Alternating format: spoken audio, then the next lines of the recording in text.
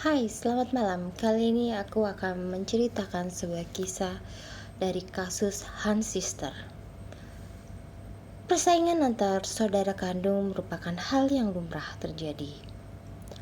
Namun, persaingan ini akan berakibat buruk jika menjadi sebuah kompetisi. Permusuhan, kemarahan, bahkan bentuk kekerasan. Hal ini terjadi pada Hans Sister. Sampai-sampai salah satu dari mereka berencana ingin menghabisi atau menghilangkan nyawa dari saudarinya sendiri. Jinahan dan Sanihan lahir pada tahun 1974 di Korea Selatan. Ibunya bernama Kim. Mereka adalah kembar identik. Sunny sebagai kakak dari Jina, karena Sunny lahir lebih dulu 5 menit daripada Jinahan. Mereka lahir di Korea Selatan dan tumbuh besar di Korea Selatan. Ibunya Kim, entah mengapa lebih memfavoritkan Sunny. Memang hubungan dari Sanihan dan Jinahan ini dekat karena mereka kembar, tapi Jina merasa ibunya pilih kasih. Dan Jina merasa hidup dalam bayang-bayang Sunny. Dan Jina pun merasa apa yang dimiliki oleh Sunny, Jina pun ingin memilikinya. Kim, ibu dari Sanihan dan Jinahan ini, ditinggalkan oleh suaminya. Mereka akhirnya tinggal bertiga. Dan hal ini memaksa ibunya untuk bekerja. Ibunya bekerja di bar dan pelayan kasino. Sayangnya, ibunya ini kecanduan judi. Pada umur 12 tahun, Jinahan dan Sanihan ini dititipkan oleh ibunya ke Campo, California, di rumah saudaranya, yaitu di paman dan bibinya Sunny dan Jinahan. Ibunya sudah tidak kuat lagi mengurus mereka karena ibunya sendiri kecanduan judi. Sanihan dan Jinahan pergi ke California. Walaupun dia hidup sama paman dan bibinya, tapi Jinahan dan Sunny ini merasa bahwa hidupnya kurang diperhatikan. Dan mereka harus mandiri untuk memenuhi kebutuhan hidupnya sehari-hari. Sunny dan Jina lulus dari sekolah menengah atas Mountain Empire. Dan untuk Sunny, dia melanjutkan sekolah di Universitas Laverne. Sedangkan untuk Jina, karena dia tidak siap kuliah, Jina memilih untuk masuk ke Angkatan Darat. Di Angkatan Laut. Dan saat itu Jina merasa kalau di Angkatan Laut ini tata terbit yang kaku dan dia tidak betah. Akhirnya tidak berselang waktu lama, Jina pun keluar dari Angkatan Laut. Di tahun 1996, kehidupan Jinahan berubah secara drastis. Jinahan ini sama seperti ibunya, mengikuti jejak ibunya yang kecanduan judi. Dia mempertaruhkan semua tabungannya sebesar $4.000 untuk judi. Dan Jina melakukan tindak kejahatan pencurian kredit temannya sebanyak $40.000. Selain itu juga, Jinahan ini mencuri uang pamannya sebanyak $10.000. Dan akhirnya pamannya melaporkan dia ke polisi. Namun Jinahan ditangkap hanya masa percobaan 10 hari saja. Setelah Jinahan ini keluar dari penjara karena masa percobaannya sudah habis, setelah 10 hari, Jina merasa tidak punya tempat tinggal karena pamannya sudah mengusirnya. Akhirnya Jina meminta tolong kepada Sunny, dia tidak mempunyai tempat tinggal. Sunny pun sebagai saudara kembarnya berempati. Akhirnya Sunny memperbolehkan Gina tinggal bersamanya di apartemen di Country Orange. Dan hari-hari berlalu. Gina dan Sunny ini sering banget berantem. Hal-hal sepele pun jadi berantem. Pekerjaan rumah lah, karena beres-beres atau apapun, mereka sering banget berantem. Sampai pada akhirnya Sunny saking marahnya itu melemparkan telepon, dan telepon itu kena hidung Gina dan Gina pun patah tulang di hidungnya. Sampai suatu saat Sunny sudah tidak tahan dengan kelakuan Gina karena sering membuat keributan. Sunny pun mengusir Gina dari apartemennya. Walaupun Gina sering kali diusir sama Sunny karena sering membuat keributan, tapi Gina tidak mau pergi. Pada suatu saat di bulan Mei, suatu hari di bulan Mei 1996, itu ada polisi datang ke apartemennya Sunny. Dan Gina tuh ketakutan karena dikiranya itu Gina lah yang akan ditangkap. Ternyata Sunny yang ditangkap polisi karena ternyata Sunny memiliki suatu rahasia. Sunny ini dikeluarkan dari universitasnya di Laverne dan beasiswanya dicabut karena Sunny melakukan tindak kejahatan pencurian kredit. Yang dicuri itu kredit temannya, dan dia belanjain dong untuk memenuhi lifestyle-nya dia senilai $13.000. Dan akhirnya Sunny pun ditangkap dan dipenjara. Saat Sunny dipenjara, Gina mengambil kesempatan menjadi Sunny. Gina mengambil identitas Sunny, kartu identitasnya diambil, memakai mobil BMW-nya Sunny, dan mengambil kartu kredit Sunny dan belanja sesuka hati Gina, memakai identitas Sunny dan memakai fasilitas milik Sunny. Karena Gina memiliki kebiasaan buruk, saat dia berpacaran pun dia mencuri kartu kredit pacarnya, dan pacarnya ini tidak terima lalu melaporkan Gina Han. Dan Gina Han pun dipenjara. Setelah Sunny keluar dari penjara, dia mengetahui bahwa kartu kreditnya dipakai, mobil BMW-nya dipakai entah kemana, dan banyak kerugian yang dialami oleh Sunny ini. Akhirnya Sunny pun juga melaporkan Gina Han ini ke polisi. Dengan begitu, Gina Han ditambahlah masa penjara. Dan di situ Gina memiliki rasa marah, dendam, dan saat di penjara ia sangat membenci Sunny sampai dia ingin balas dendam dengan Sunny, saudara kembarnya sendiri. Setelah Gina keluar dari penjara, dia tinggal di penampungan, dan di penampungan itu dia bertemu dengan Archie Bryan, seusianya 16 tahun, dan Jonathan Yosi Syarat, usianya 15 tahun. Mereka menjalin persahabatan yang erat. Dan memang Gina ini seorang yang manipulatif. Mereka yang bersahabat dengan Gina merasa empati, karena Gina menceritakan bahwa dia memiliki saudara kembar bernama Sunny Han. Dan Sunny Han ini adalah orang yang kejam. Sunny Han sering memukuli Gina, dan Sunny juga termasuk anggota gangster Asia. Dan Gina mengutarakan rencananya ke Bryan dan Yosi ini, atau ke Archie dan Yosi ini, bahwa Gina ingin Sunny tiada.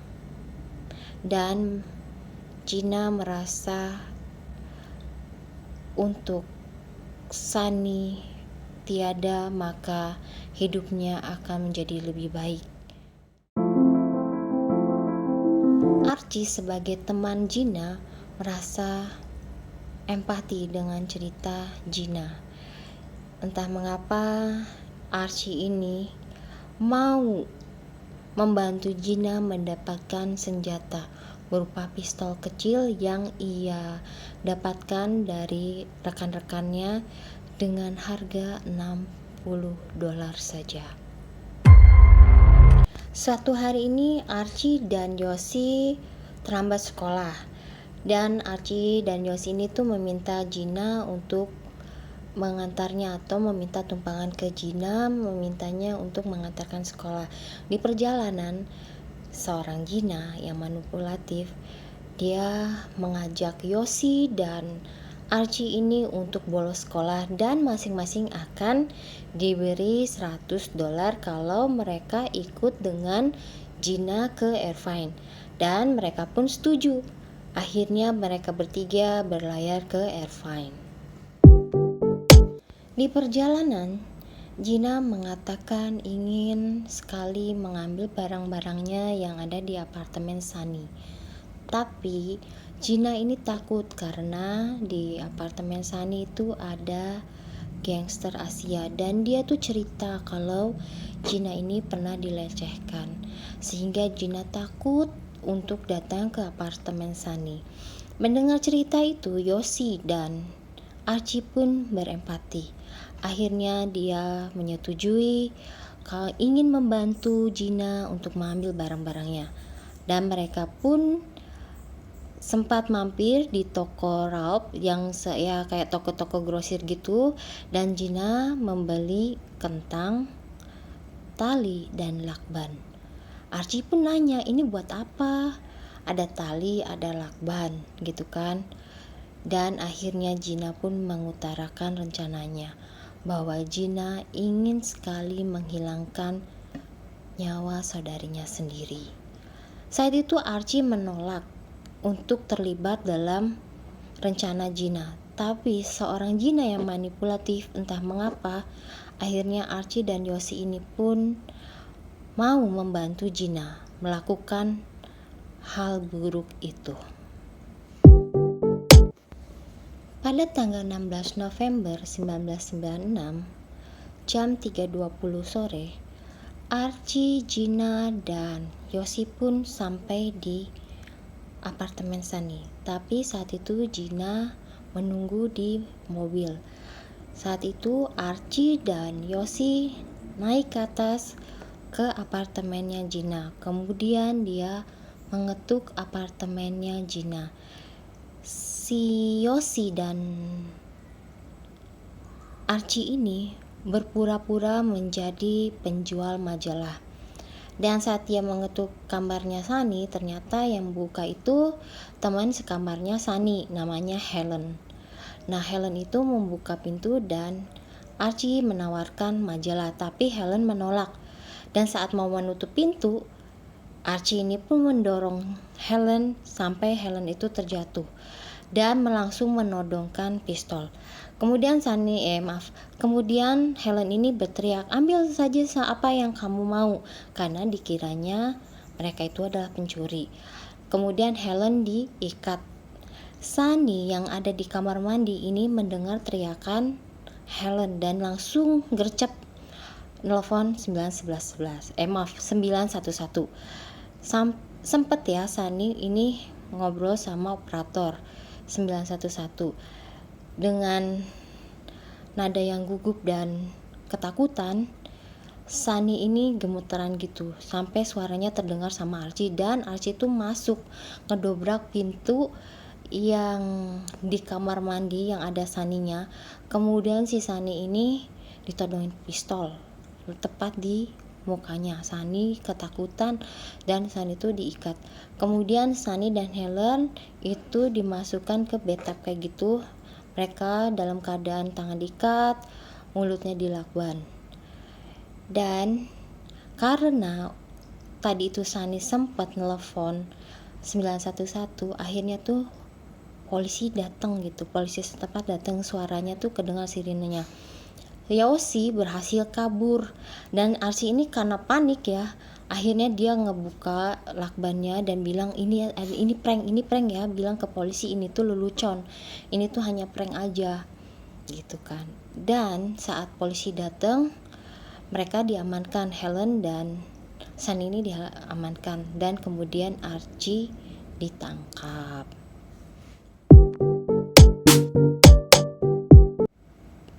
Gina dan Yoshi yang kabur ini ke San Diego.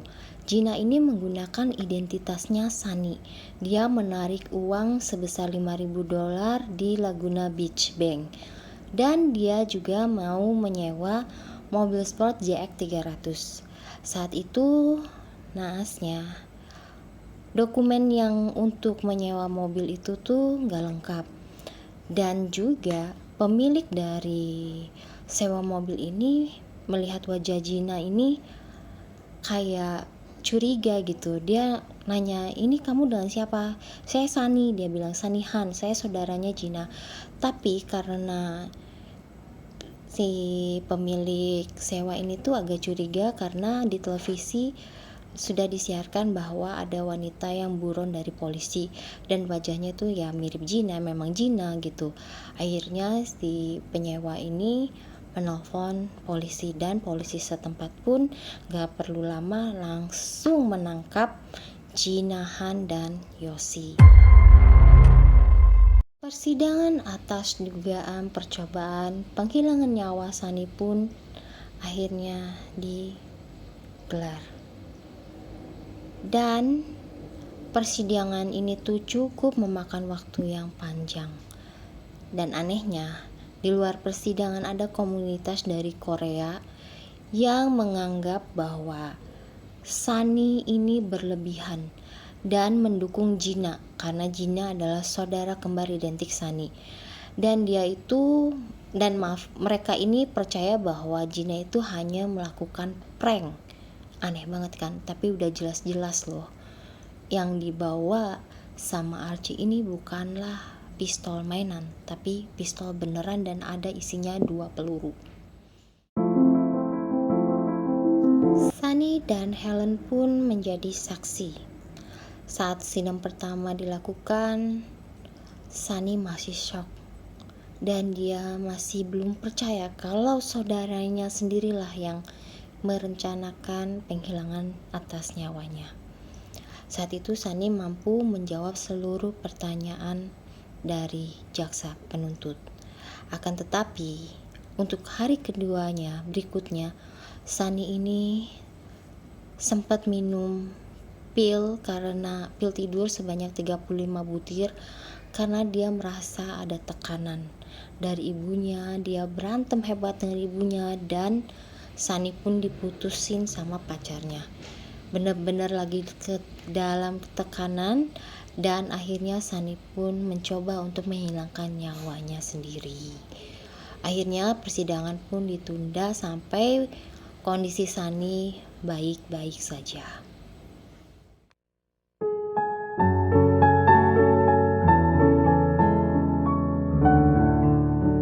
Pada tanggal 20 November 1997, akhirnya persidangan yang panjang ini pun berakhir.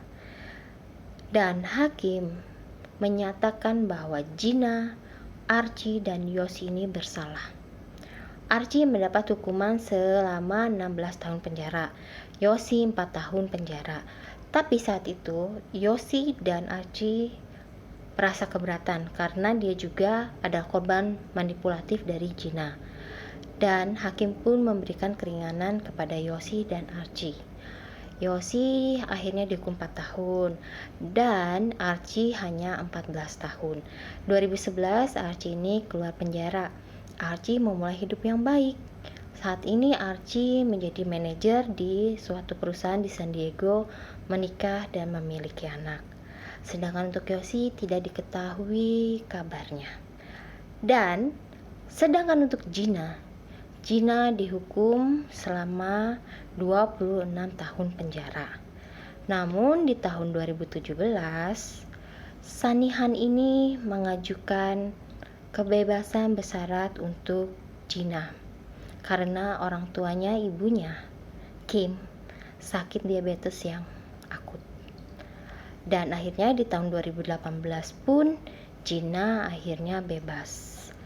Tapi anehnya di dalam penjara selama di penjara Gina ini tuh mampu memanipulatif pria-pria di luar sana.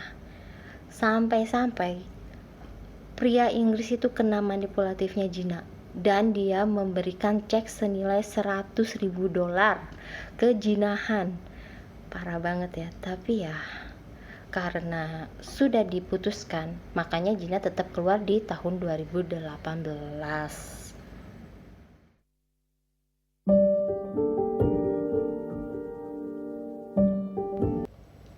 Akhirnya 24 Mei 2018 Gina pun bebas dari penjara. Dan Gina berhasil mendapatkan gelar teknik dan dia bekerja di Teluk San Francisco. Dan ibunya Kim itu dirawat sama Gina, dan perhatiannya ibunya pun sekarang beralih ke Gina sepenuhnya. Untuk Sunny, keberadaan Sunny tidak ada kabar sama sekali. Sampai-sampai ibunya Kim mengatakan bahwa Sunny sudah tiada. Jadi memang Kim ini udah gak mau tahu lagi kabar dari Sunny. Jadi kalau ditanya ya kayak gitu, Sunny tiada. Ya, kisah ini bisa buat jadi pelajaran ya. Karena kalau jadi orang tua itu jangan sampai pilih kasih. Oke, sekian malam ini cerita dari aku. Terima kasih. Bye.